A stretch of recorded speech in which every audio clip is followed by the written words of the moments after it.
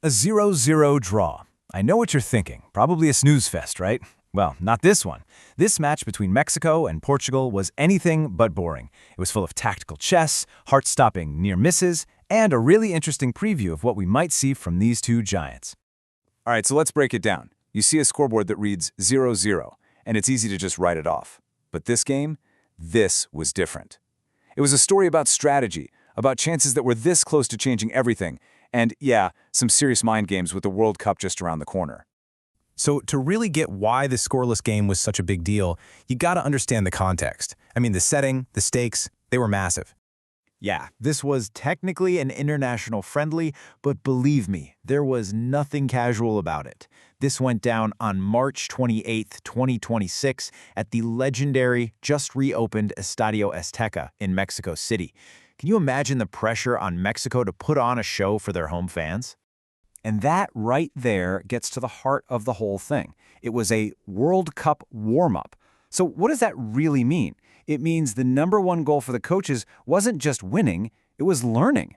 You can think of it like a high-stakes science experiment, a lab test for players and strategies before the biggest tournament on the planet. Okay, so let's get to the action itself. How did this tactical battle actually look on the pitch? Well, both sides came unbelievably close to scoring, which made for a really tense, dramatic first 45 minutes. You know, the first half was mostly a defensive chess match, super tight. But there was one single moment that stood out as the closest anyone got to breaking that deadlock and flipping the entire game on its head. So picture this. It's the 25th minute. The ball falls just right for Portugal's forward, Gonçalo Ramos. He's right there, center of the box, great look at the goal. I mean, this is it. This is the kind of moment where you can hear a pin drop in the stadium. And he hits it. A clean, powerful shot with his right foot. It's past the keeper, but no, it smacks right off the right post and comes bouncing out. Just pure agony for Portugal, and you could feel the entire nation of Mexico breathe a collective sigh of relief. That's the difference between a goal and no goal. Just inches. But hey, it wasn't just the woodwork keeping the score level. The goalkeepers were the real heroes of that first half. And it wasn't a one-way street either. Mexico had their chances too, like a long-range blast from Israel Reyes that forced a really tough save. So you had Raúl Rangel for Mexico and Rui Silva for Portugal, both of them stepping up and making big saves, basically telling the strikers on both ends, nope, not today. All right, so we hit halftime. It's 0-0. Both teams are just battering against these defensive walls, getting nowhere. So, what do the coaches do? They decide it's time to try something kind of radical. And this is that classic coaching problem, right? When you're in a total stalemate, do you trust the process and stick with what you're doing, or do you just blow it all up and try something new? Well, let's just say the answer here was dramatic. 7. Just let that sink in. Portugal made 7 substitutions at halftime, not during the second half, at the break, all at once. It was like a whole new team just walked out onto the pitch, a complete and total reset. And this is the key thing to understand. The entire point of the second half just shifted. It stopped being about the starting 11 trying to win and started being about testing the depth of the whole roster. By the end, we'd seen a total of 16 subs between both teams. The game basically became a massive stress test. But here's where it gets really interesting. Even with all those changes, all that fresh energy, all these new player combinations, nothing changed. The deadlock held. The stalemate was unbreakable.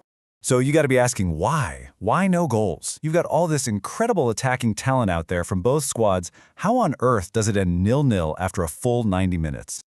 Well, the answer is right here. It was this constant tug of war.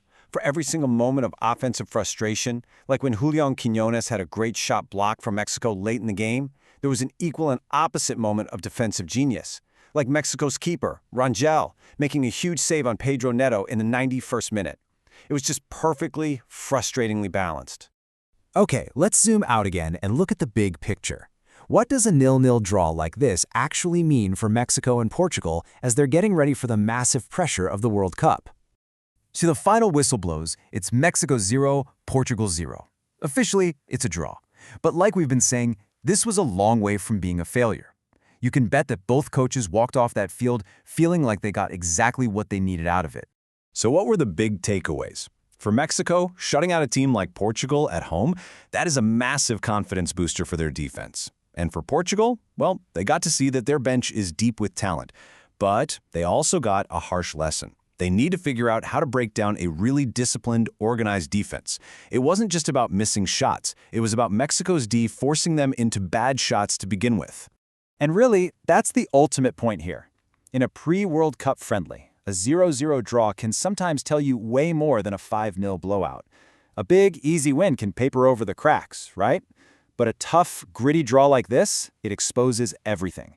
Your defensive grit, your offensive issues, your mental strength, it's all out there. So I'll leave you with this question. Was this whole thing a tactical success, a masterclass in defensive preparation, or was it actually a missed opportunity, a warning sign of offensive problems to come for both of these teams at the World Cup?